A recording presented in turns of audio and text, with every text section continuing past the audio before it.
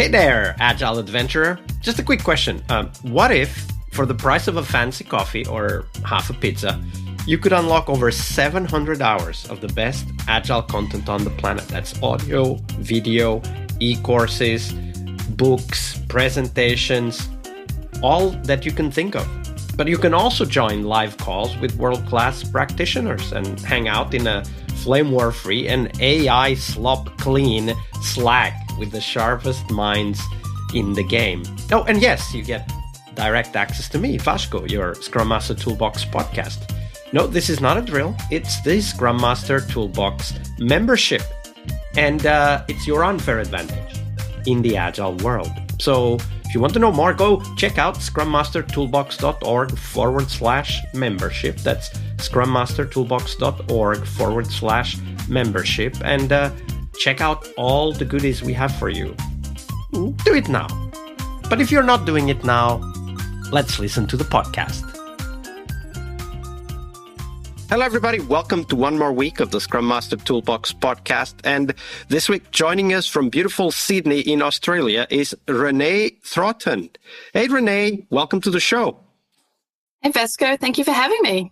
Absolutely. So Renee is one of the most experienced Agile coaches in the Southern Hemisphere, with over 2 decades of transformation experience across banking, insurance, pharma, real estate, and probably a bit more by now. Since 2002, she's helped organizations to go digital, tackle systemic issues, and deliver value faster. She's passionate about cutting bureaucracy, and Renee champions a return to humanity at work, which I'm sure will shine through in our conversation during this week. So to get us started, Renee, tell us a little bit more about yourself and how did you end up becoming a Scrum Master? Sure. So, I sort of fell into the job, which was interesting. So back in 2002 or 2003, I was working for a smallish bank at the time, and I had been doing some project management work for them. I was a little bit bored, and they said, hey, we're going to try this Agile thing. So if you recall, Agile was only like a year or two old at that stage. And I said, look, I don't know what this Agile thing is, but I'm happy to give it a go. There were 2 books on Agile at the time, and that was it. So I read those 2 books, and then I became effectively a Scrum Master straight away for a number of effectively digital spaces at that particular point in time. It was interesting because I thought very early on, would the term Scrum Master here work inside of Australia? Because at the time it was the first organisation that was going really hard at Agile back then. And I sort of sense checked with leadership, can we have this role called Scrum Master? And the feedback was, no, that's a terrible name. And so I ended up calling it Iteration Manager. So for those of you who've heard Australia keeps calling Scrum Masters Iteration Managers, it actually came from me back in 2003 because we just couldn't let the term fly. Yeah, I remember having a chat with Ken Schwaber at the time and asking why did they come up with the term Scrum Master, and he said something to the effect of it's a role nobody would want and nobody would get status from. That's why they chose it. Yeah, and I heard something very similar, which is no one in their right mind would call this role a Scrum Master, so we'll call it that. Exactly. This, of course, speaks to the fact that as expected, the first Agile people out there were pioneers. They were not really trying to fit into the status quo. And that's why Agile came about, right? Because of that ability to think differently about how to develop software. Definitely.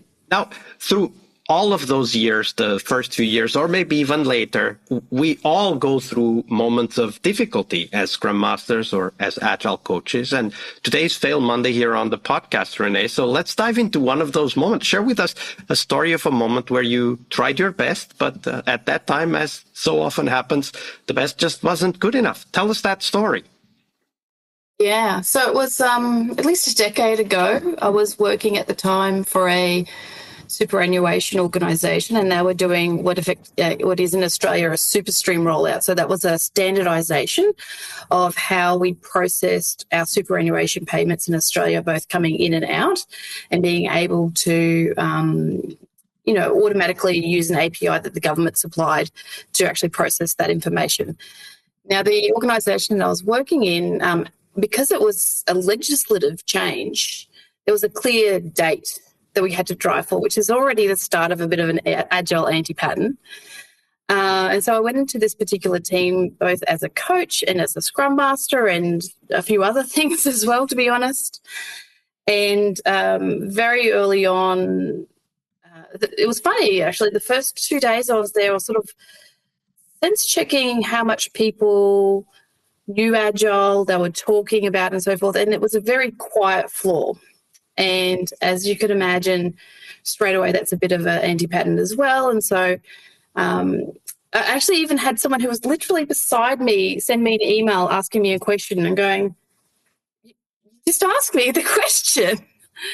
And so there was obviously a lot of work inside of that team to get them working Agile, finding out what the backlog was, looking at that date, starting to build up a trajectory around, can we even do this?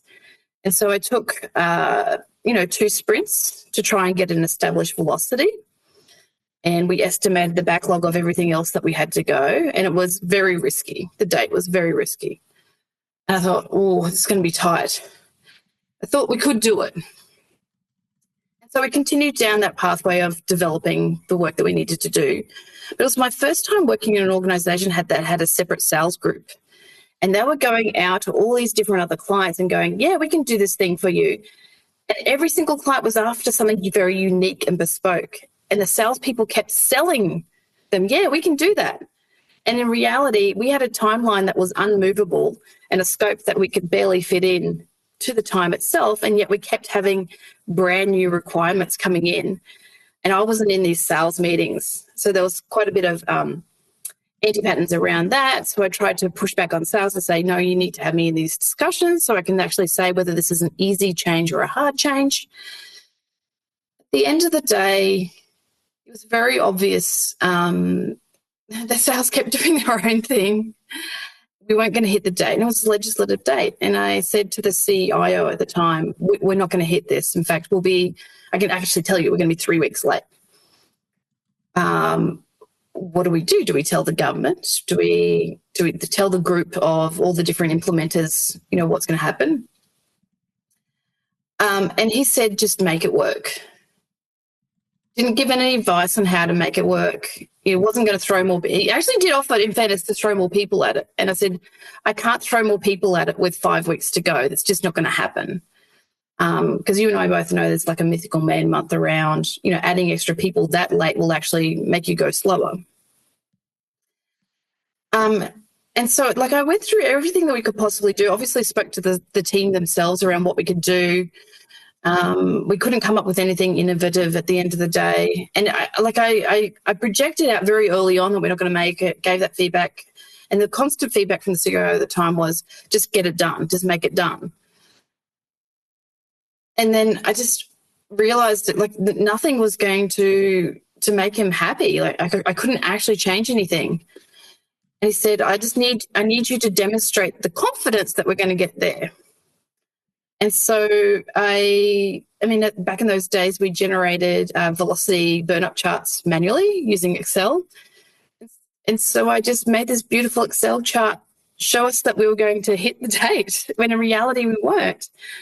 And he goes, great, now I can prove to all our clients that we're going to hit the date. And it's sort of like I was like having kittens going, we're not going to hit this date. He goes, well, it's going to happen. I've got the proof now. And so in reality, we played a game of chicken, waiting for another implementer to put up their hand first to say, no, we're just not going to hit the date. And everyone else had to then give leeway to that particular implementer, and the time came out. So I sort of feel in retrospect that there was a number of things that I did wrong, but it was also a very interesting and challenging environment as a Scrum Master. Yeah, That game of chicken that you refer to is actually something that I feel we are always playing when we use schedules or make schedule promises, right? Like at the end of the day, somebody will be late. It's software. Somebody will be late. So we are actually rewarding hiding information through this game of chicken, as you called it, right? Like through this, no, just act as if you're going to make it, right? Somebody else will raise their hand up first and say, hey, we're not going to make it. And then it's their fault, not your fault that we're late. And this is, for me, one of those aspects of software development that even though we adopted Agile, I mean, the industry overall started adopting it in the early 2000s, but it's 2025 as we record this. Probably by now, a large percentage of companies claim they are using Agile. But we haven't yet understood the very basic idea of Agile, which is to create transparency to progress, not to deliver on unrealistic deadlines. So if you had the opportunity to go back and kind of relive that story again, Renee, what would you do differently? Yeah, I mean, I thought about it a few times. I think obviously I wouldn't fake a burn-up charter. I think I'd be a bit more courageous in that conversation and say, look, I've done as much as I possibly can. It's now up to you as a CIO for you to own this problem. And I don't think I did that. Yeah. And that allows then, and this is actually a good point, for the CIO to own that problem. Because as development organizations, we can only say, hey, we think we are on time or we think we're late. But ultimately, it ends up being a business decision, right? And when the business says, no, just give me a burn-up chart that tells me you're going to be on time, they're kind of reversing the responsibility. It's a business decision to react to being late. It's the development team's responsibility to say if and when we are late. Right? And I think it's very important for us to kind of draw that line very clearly and acknowledge that certain responsibilities are not ours, meaning the development team, Scrum Masters, Agile Coach, project managers. They are not our responsibilities. They are somebody else's, meaning the business's responsibilities, right? Exactly. Yeah. Absolutely. It was a great story. Thank you for sharing that, Renee. No worries.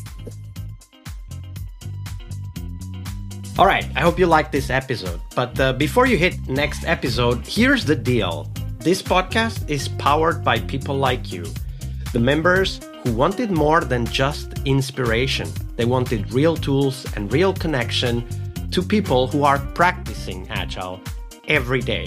We're talking access to over 700 hours of Agile Gold, CTO level strategy talks, summit keynotes, live workshops, e-courses, deep dive interviews, books, and if you're into no estimates, we got the pioneers of no estimates in those deep dive interviews as well.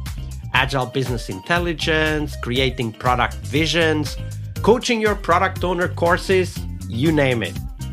You'll get invites to monthly live Q&As with Agile pioneers and practitioners, plus a private Slack community, which is free of all of that AI slop you see everywhere, and of course, without the flame wars. It's a community of practitioners that want to learn and thrive together. It's the best place to connect with community and learn together. So if this podcast has helped you before, imagine what you will get from this podcast membership. So head on over to scrummastertoolbox.org/membership and join the community that's shaping the future of Agile. And we have so much for you. So check out all the details at scrummastertoolbox.org/membership, because listening is great, it's important, but doing it together, that's next level. I'll see you in the community Slack. We really hope you liked our show. And if you did, why not rate this podcast on Stitcher or iTunes? Share this podcast and let other Scrum Masters know about this valuable resource for their work. Remember that sharing is caring.